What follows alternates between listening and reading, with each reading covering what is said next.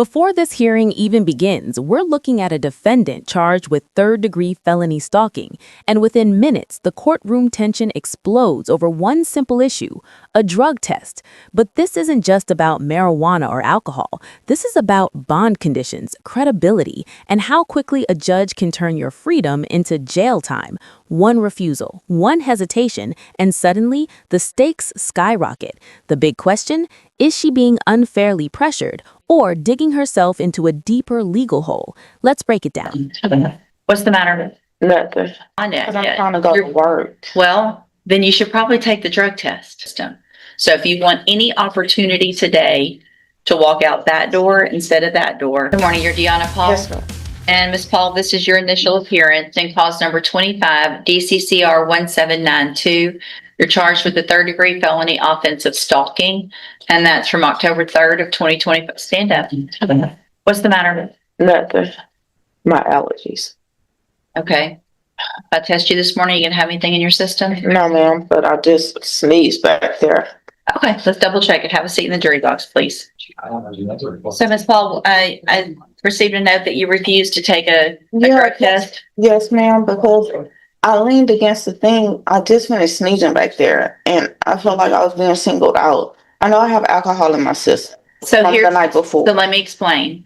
If you don't test and let me see what is or is not in your system, then I'm going to assume that you're positive, Okay. and I will raise your bond for sure, and you'll go to jail. Okay. So do you want to take the test and let me see what's in your system? I don't have anything in my system besides alcohol. Then go take the test. I can't pee. We're going to give you some water. I just had water. Then you want me to go ahead and send you to jail? I don't know. You haven't even finished running down my charges to me. What? Running down my charges to me.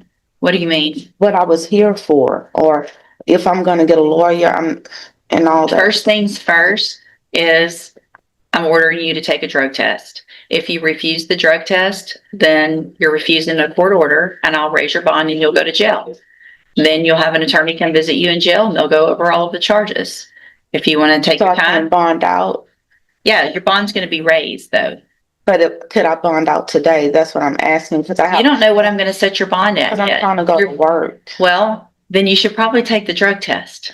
Let's try. Because the more you refuse to do it, the more concern I have, and probably the higher your bond's going to be. I'm just worried about getting back to my kids and going back to work because Then take the drug test. So either there's something in your system other than I have alcohol. something in my system. I Right. said that. You said you have alcohol. Yes, ma'am. I'm not worried about that right now. Maybe some weed. Take the test. Let me see what's in your system. It's weed. Okay. I want to see what's in it. Take the test. And then we'll decide. Just because you test positive does not necessarily mean that I'm going to raise your bond, but we're going to have some discussions depending on what's in your system. So if you want any opportunity today to walk out that door instead of that door, go take the test. Otherwise, I'm raising your bond right now. I can sit and see if I can pee. Go try. Let's pause right here because this is critical. When a judge orders a drug test, it's not optional. It becomes a direct court order. Refusing isn't just declining, it's legally treated as noncompliance. And in bond situations, judges have broad discretion. That means they can immediately raise the bond, revoke it, or remand the defendant into custody. Notice what the judge is doing here. She's not automatically punishing her for marijuana use. She's focusing on cooperation. The hesitation is what's triggering concern. In bond hearings, attitude and compliance matter almost as much as the charges themselves. So ask yourself, at this moment, is the defendant protecting herself or making things worse? And Wallace with Mr. Lewis. Okay, so you've refused again. I didn't refuse. I told him that I couldn't go. I didn't refuse for the sake. There's no way that after a couple hours you can't go a little bit. So I'm going to find Miss Paul based on your number one, that you told me that you smoke marijuana. You told the man in the back, the drug tester, that you smoke daily, and that you used alcohol also yesterday, which alcohol's I'm not so worried about unless you're driving. But obviously using marijuana is a violation of the law, which means it's a violation of your bond conditions. Okay. And so, let me see something real quick. Your current bond, I need to take a look at probable cause affidavit. Give me just a minute to get more information about you and your case, and then I'll decide what to set your new bond at. Miss West, can I say, I know that I'm going to jail today, that's Mhm. fine. But I feel like I've been the victim in this and I have the proof. I'm just overwhelmed at this point with the whole situation. Well, Because the girl is still harassing me. have you called the cops? No, but I have the proof of her going to my job recently, letters from my job and her job. All right, just hold on. You're going to need to tell all that to a lawyer. You still have that assault down the hall pending? I have to go to that courtroom for the same person. All right, so based on the limited information that I have, I'm going to again find that you violated the conditions of your bond and in cause number 25 DCCR 1752, raise that bond to $35,000.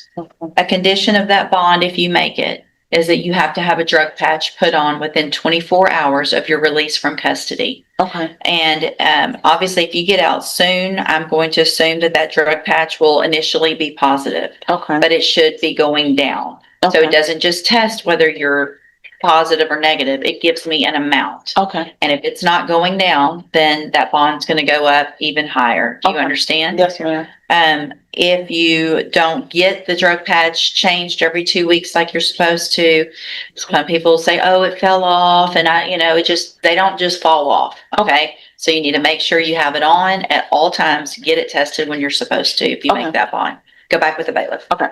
Good morning. Why wouldn't you take that off when the bailiff asked you to earlier? No, I had told because I had this on. I didn't want to take it off. I understand, but it's not appropriate and you have to do that and follow the rules. It's not just when you're standing in front of me, but when you walk into the courtroom, there's no head. You should have known better than to wear a bonnet to court in the first place. Yes, ma'am. Right? This is felony court, not where you show up in a bonnet. Yes, ma'am. This hearing is a textbook example of how bond violations escalate quickly. The original stalking charge isn't even the main focus anymore. The issue became compliance. The judge determined that daily marijuana use violated bond conditions, especially after an admission and refusal to complete testing. The results? Bond raised to $5,000, mandatory drug patch monitoring, and strict reporting requirements. Here's the bigger takeaway. In pre-trial release situations, judges prioritize public safety and accountability. When a defendant appears evasive or resistant, it undermines credibility, even if they believe they're being treated unfairly.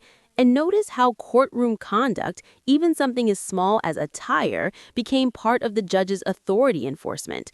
In felony court, everything is about structure and respect. Now we want to hear from you. Do you think the judge handled this fairly? Was the defendant overwhelmed or avoiding responsibility? Drop your thoughts below. And if you found this case as intense and revealing as we did, make sure to hit that like button, share this video with someone who follows courtroom drama, and don't forget to subscribe for more jaw-dropping legal breakdowns just like this one.